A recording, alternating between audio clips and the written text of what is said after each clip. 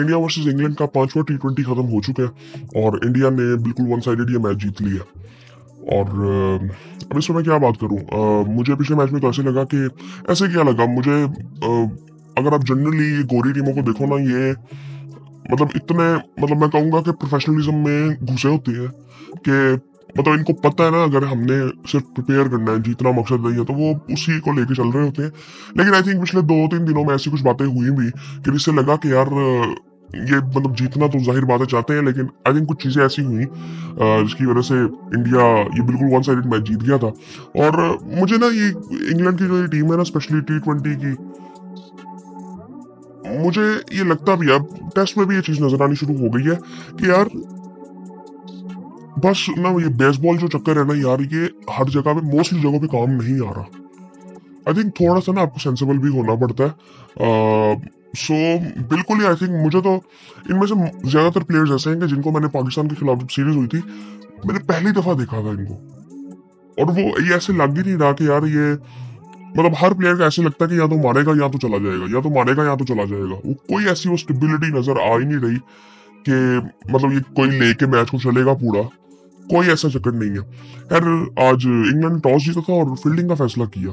पहले तो ये आई थिंक एक गलत फैसला ही मैं समझूंगा, क्योंकि मुझे एक चीज पता है, अब मैं ये नहीं कह सकता कि इंडिया की बॉलिंग बहुत अच्छी थी या सिर्फ बैटिंग उनकी बहुत अच्छी है, दोनों चीजें उनकी बहुत अच्छी हैं। बट आई थिंक अगर यहाँ अब ये ना बिल्कुल डेड रबर था, इसमें कोई ऐसे मतलब रिजल्ट से कोई इतना ज्यादा फर्क पड़ना नहीं था। बस कॉन्फिडेंस ही मिलना था जो जीतता। सो वो इंडिया को मिल गया और इनको बहुत जबरदस्त मिली है, क्योंकि वन साइडेड बिल्कुल मैच हुआ है। अभिषेक शर्मा का अकेले का जितना स्कोर है उतना भी नहीं किया इंग्लैंड ने। सो यहाँ पे मेरे ख्याल से इंग्लैंड को बैटिंग करनी चाहिए थी अगर टॉस जीते थे तो। सो वो जाहिर बात है, क्योंकि अब यहाँ पे बैटिंग अगर करते ना, अगर मैं ऑन द पेपर देखूं ना, तो इंग्लैंड की बैटिंग इतनी स्ट्रॉन्ग, बॉलिंग इतनी स्ट्रॉन्ग लगती है। बैटिंग के लिहाज से अगर देखा जाए, बॉलिंग तो उनकी बहुत स्ट्रॉन्ग है। आर्चर है उनके पास, वुड है उनके पास, आदिल रशीद है, उसके अलावा ये ओवरटन वगैरह, ये कार्सन वगैरह, ये सारे बॉलिंग करते हैं। सो आपकी बॉलिंग स्ट्रॉन्ग हुई ना, तो आपको इस लिहाज से भी बाद में ही बॉलिंग करनी थी। सो खैर उन्होंने इंडिया को बैटिंग के लिए दावत दी, तो इंडिया जब बैटिंग के लिए आता है तो संजू शर्मा कह रहा हूँ, संजू सैमसन और अभिषेक शर्मा ने डिसेंट स्टार्ट किया। संजू जल्दी आउट हुए, 16 रन उन्होंने बनाए, 2 छक्के उन्होंने लगाए, एक चौका लगाया, और आउट वो उसी तरह हुए जिस तरह वो पहले आउट हुए थे, मिड विकेट में कैच दिया उन्होंने।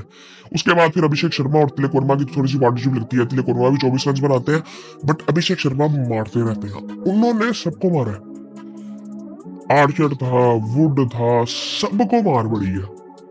उस बंदे ने 13 छक्के लगाए, 7 चौके लगाए, 13 छक्के 7 चौके लगाए, 250 का स्ट्राइक रेट था।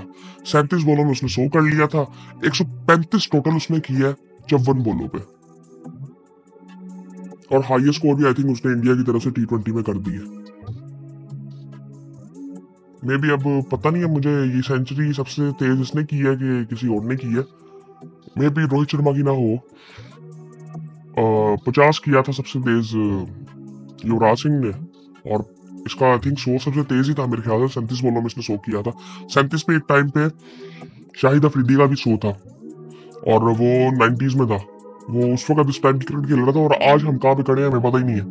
सो इससे हम अंदाजा लगा सकते हैं कि दुनिया किस लेवल की क्रिकेट खेल रही है और हम कहाँ पे इस वक्त खड़े हुए हैं। आजकल तो वैसे पाकिस्तान के स्क्वाड में बहुत ज्यादा बातें हो रही हैं। वसीम अकरम ने काफी चीजें कह दी हैं जो कि आई थिंक जायज है। खैर इस मैच में रहते हैं। तिलक वर्मा ने 24 रन बनाए, सो उसके नीचे से आके शिवम दुबे ने 30 रन बनाए, 15 रन बनाए। अक्षर पटेल ने तो इंडिया किसी तरह से 247 फॉर 9 पे पहुंच गया। सो अब यहाँ पे मैच तो खत्म हो गया था कि यार ये चेस करना ही बड़ा मुश्किल काम है। इंग्लैंड की बॉलिंग की अगर बात करें तो आर्चर को 55 रन पड़े हैं। फिर मेरे ख्याल से ये ऐसे अगर मैं 247 देखूँ ना, तो मुझे कम ही लग रहे हैं। मेरे ख्याल से 1-2 ओवर इसके अच्छे चले गए होंगे। 55 रन पड़े हैं, 4 ओवरों में 1 आउट किया है। मार्कवुड ने 2 आउट किए हैं 4 ओवरों में 32 रन। इसकी फिर भी बेहतर बॉलिंग थी, बट इसको भी 2 छक्के पड़े थे, 2 छक्के 2 चौके पड़े थे। उसके बाद जिमी ओवरटन की अगर मैं बात करूं तो उसने 1 आउट किया, 48 रन देके 3 ओवरों में 48 रन उसने दिए। लिविंगस्टन ने 2 ओवरों में 29 रन दिए, आउट कोई नहीं किया। और आदिल रशीद ने 3 ओवरों में 41 रन दिए, 1 आउट किया। ब्राइडन कार्स ने 4 ओवरों में 38 रन देके 3 आउट किए। अब मैं यहाँ पे कह नहीं सकता कि अच्छी बॉलिंग थी। अच्छी बॉलिंग क्या थी, उन्होंने जिस तरह मारा ना, ये गंदी बॉलिंग की थी कि वो मारते मारते ये 3 आउट हुए होंगे ऐसे। सो खैर, अब जाहिर बात है कि आर्चर को मार पड़ रही, और आर्चर को इस सीरीज में मार पड़ी है। वुड सारे मैच नहीं खेला, बट वुड बेहतर ही उसने बॉलिंग की है आर्चर से। तो आर्चर को मार यार वाकई बड़ी पड़ी, और जिस तरह की उसने शॉट्स मारी है अभिषेक शर्मा ने, वो पूरी वो क्या कहते हैं, पीछे हट के पूरा वो टेक्निकली स्ट्रॉन्ग। आई थिंक सबसे जो अच्छी चीज मुझे लगती है ना इंडियन बैट्समैनों की, ये जो तेज भी जिस तरह की शॉट्स खेलते हैं, ये टेक्निकली भी बड़े स्ट्रॉन्ग है। हमारे यहाँ पे बात होती है ना, जो छक्के मारेगा वो जी स्कोर नहीं करेगा, ऐसा ये आज की दुनिया में नहीं होता। आप लंबे स्कोर कर सकते हो अगर आपने तेज भी खेलना तो। सो ये चीज हमें इंडिया की टीम में नजर आती है। और फिर उसके बाद जब इंग्लैंड बैटिंग के लिए आता है, तो ऊपर से सॉल्ट ने 55 रन बनाए 23 बॉलों में, और 7 चौके 3 छक्के उसने लगाए, 239 का स्ट्राइक रेट। बट दूसरी साइड से आउट होते जा रहे थे। डकेट पहली बॉल पे आउट हुआ, बटलर 7 बॉलों में 7 रन बनाए। हैरी ब्रूक, उसकी भी कोई इतनी अच्छी सीरीज रही नहीं है, 4 बॉलों में 2 रन। लिविंगस्टन 5 बॉलों में 9 रन। जैकब बेथल उसने 10 रन बनाए। तो इसी तरह ये कर के 97 पे टीम ऑल आउट हो गई थी 11वें ओवर में। सो ये सूरत हाल थी। और इंडिया की बॉलिंग की अगर बात करें तो 3 आउट किए शामी ने, 25 रन दिए। तीसरा ओवर वो कर रहे थे अभी। हार्दिक पांड्या ने 2 ओवरों में 23 रन दिए, आउट कोई नहीं किया। 2 आउट किए वरुण चक्रवर्ती ने। चक्रवर्ती तो मेरे ख्याल से उसकी सबसे ज्यादा विकेटें भी इस सीरीज में होंगी। ये तो समझ नहीं आया इनके मेरे ख्याल से गोरों के। 2 ओवर में 25 रन दिए। और रवि बिश्नोई ने 1 ओवर किया, 9 रन देके 1 आउट किया। और शिवम दुबे ने 2 आउट किए, और साल्ट को भी इसने आउट किया। सो इस पे काफी बातें हो रही थी कि इस दफा तो वो पिछली दफा भी, पिछले मैच में उसने काफी बातें की थी बटलर ने, जो कि मैं एक हद तक समझता हूँ ठीक है। और मुझे अभी तक ये रूल ना समझ आया नहीं है कि क्या ये करते हैं, मुझे समझ नहीं आ रहा कि पता नहीं क्या ये कर रहे हैं। सब्स्टिट्यूट फिल्डर का क्या मकसद है, कब आना चाहिए। मतलब यहाँ पे अब दुबई ये वाला मैच तो खेल रहा है। अब मैं पहले भी बात ही कर चुका हूँ कि साइम अयूब जिस तरह इंजर्ड हुआ था, उसकी जगह पे किसी ने बैटिंग नहीं की थी। 10 बंदों से हम बैटिंग करते रहे। उसके पहले ऑस्ट्रेलिया में एक सीरीज हुई थी जिसमें एक इनिंग में बैटिंग सरफराज ने की थी, फिर दूसरी इनिंग में आके रिजवान ने बैटिंग की थी, फिर आगे वाले मैच वो खेला था। क्या वो उसकी बेस थी? तो उसमें कोई सेंस बनती नहीं ना। मतलब हमारे साथ दोनों चीजें हुई है कि एक मैच में हमने वो किया, तो फिर हमने साइम अयूब वाले मैच में क्यों नहीं किया। ये साउथ अफ्रीका के साथ जो था।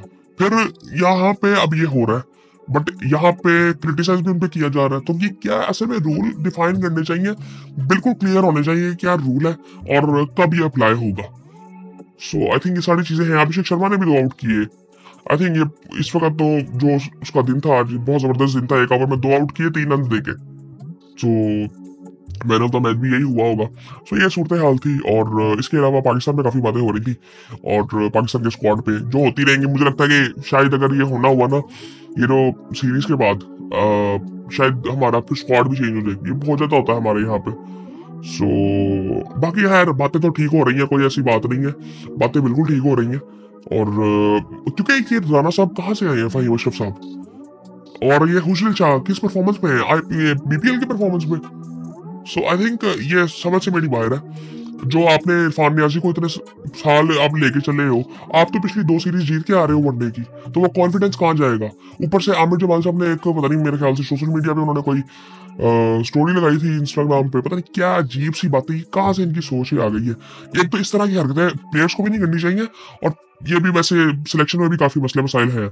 बाकी खैर आई थिंक थोड़ा सा मैं कहता हूँ कि जरा ये चीजें थोड़ी सी आगे चल जाए, ये वाली सीरीज खत्म हो ले, और चैंपियंस ट्रॉफी का एक दफा हम टॉपिक शुरू करेंगे, फिर उसमें बात करते रहेंगे, सारे स्क्वाड में बात करेंगे। मैं चाहता हूँ एक दफा शुरू कर लें, ये पहले ना शुरू करें क्योंकि मैं थोड़ा सा मैं खुद चेंजेस कर रहा हूँ ये फॉर्मेट में। और तो मैं चाहता हूँ कि वो जब स्टार्ट करें सो उसी में फिर बात करें वहां पे। सो फिर आपसे बात होती है।